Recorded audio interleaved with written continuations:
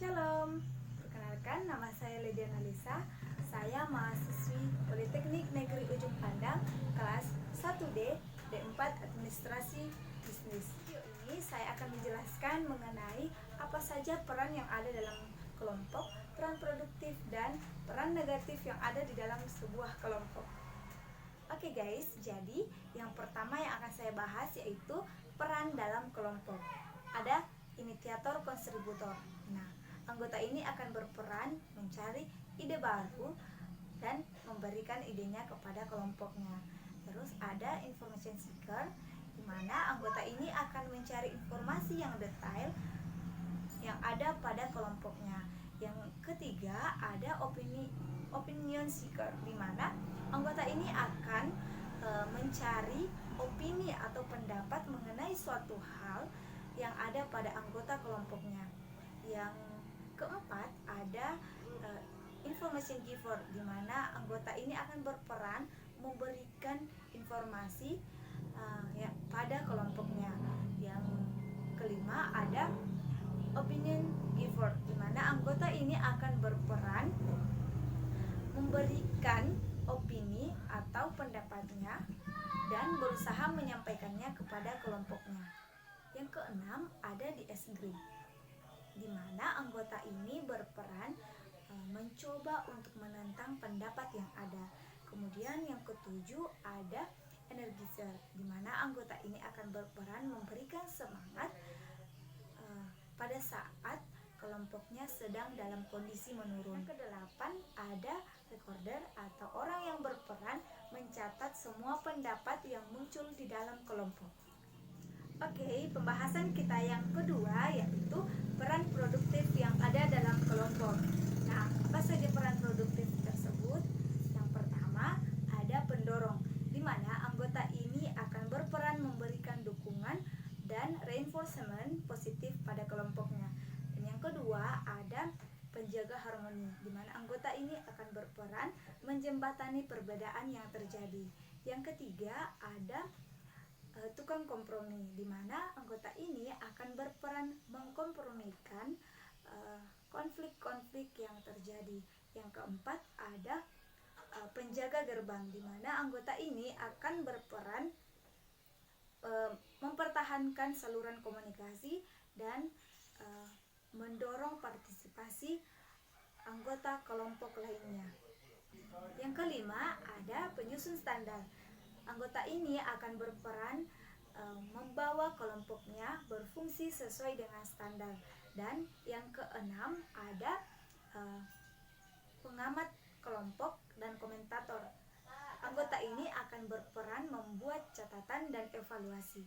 Dan yang terakhir ada kelompok pengikut atau follower, di mana anggota ini berperan sebagai anggota yang pasif menerima. Oke guys, jadi selain peran dalam kelompok, peran produktif, ada juga peran negatif yang ada di dalam sebuah kelompok. Nah, yang pertama yaitu ada agresor, di mana anggota ini berperan menyerang anggota kelompok yang aktif. Dan yang kedua ada penghambat, di mana anggota ini akan berperan memberikan umpan balik yang negatif. Dan yang ketiga ada pencari pengakuan, di mana anggota ini akan mencari perhatian bagi dirinya sendiri. Mungkin kita lebih mengenalnya dengan istilah caper atau cari perhatian. Dan orang-orang seperti ini biasanya mencari perhatian dengan membanggakan pengalamannya yang lalu.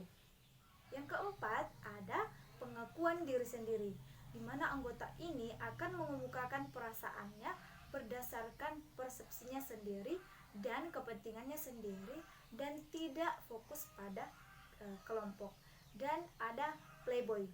Nah, tentunya kalian mengenal playboy itu adalah cowok yang suka atau cowok yang memiliki banyak cewek.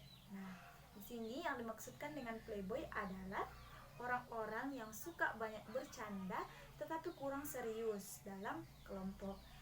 Kemudian ada pencari bantuan, di mana anggota ini akan mengemukakan ketidakpastian untuk menarik simpati. Yang terakhir ada pembela kelompok, di mana anggota ini akan secara khusus membela sub kelompoknya. Oke, pembahasan kita kali ini yaitu mengenai etika dalam mengikuti rapat. Yang pertama, kita harus datang tepat waktu. Yang kedua, kita harus mengetahui dan mengikuti setiap agenda rapat. Dan yang ketiga, kita harus mengetahui pembahasan yang akan dibahas dalam rapat. Dan yang keempat, kita harus melakukan istirahat setiap 2 jam sekali. Selanjutnya, ikuti seragam yang digunakan apabila menggunakan seragam tertentu dalam rapat. Dan selanjutnya kita harus berbicara pada saat kita diizinkan. Kemudian kita harus mendengarkan dengan baik dan juga sepanjang rapat kita harus bersikap dengan tenang. Selanjutnya, atur alat komunikasi Anda. Nah, misalkan handphone, kalian harus silent handphonenya agar pada saat mengikuti rapat tidak mengganggu kefokusan dalam rapat tersebut. Dan yang terakhir adalah jangan membawa teman yang bukan peserta rapat ke dalam ruangan rapat. Fungsi komunikasi antar pribadi yang pertama adalah menumbuhkan informasi. Maksudnya adalah bagaimana cara kita menumbuhkan pengetahuan tentang orang lain, sehingga dengan demikian kita dapat berinteraksi atau berkomunikasi dengan efektif kepada mereka. Dan selain itu, kita juga dapat meramalkan bagaimana cara orang lain itu berpikir, merasakan, dan bertindak jika kita tahu siapa mereka. Yang kedua, membangun suatu konteks pemahaman. Yang ketiga, membentuk identitas. Yang keempat, memenuhi kebutuhan antar pribadi. Kita sebagai makhluk sosial tentunya kita ingin menyatakan kebutuhan kita kepada orang lain dengan harapan orang lain bisa membantu kita. Dan begitu juga sebaliknya, kita ingin mendengarkan kebutuhan orang lain agar kita dapat menjadi manusia yang berguna dengan memberikan solusi kepada orang tersebut. Pembahasan kita kali ini adalah gaya-gaya kepemimpinan. Yang pertama ada pemimpin otoriter. Nah, kita dapat melihat bahwa pemimpin yang otoriter adalah pemimpin yang bertindak sesuai dengan kemauannya sendiri. Nah, adapun ciri-cirinya adalah yang pertama, beban kerja suatu organisasi pada umumnya ditanggung oleh pimpinan. Yang kedua, karyawan. Karyawan hanya dianggap sebagai pelaksana dan mereka tidak boleh memberikan ide-ide baru. Dan yang ketiga, bekerja dengan disiplin tinggi dan bekerja keras tanpa kenal lelah. Yang keempat, menentukan kebijakan sendiri, dan kalaupun melakukan musyawarah sifatnya hanya penawaran saja. Kelima, memiliki kepercayaan rendah terhadap bawahan. Kalaupun ada, di dalam dirinya penuh dengan ketidakpercayaan.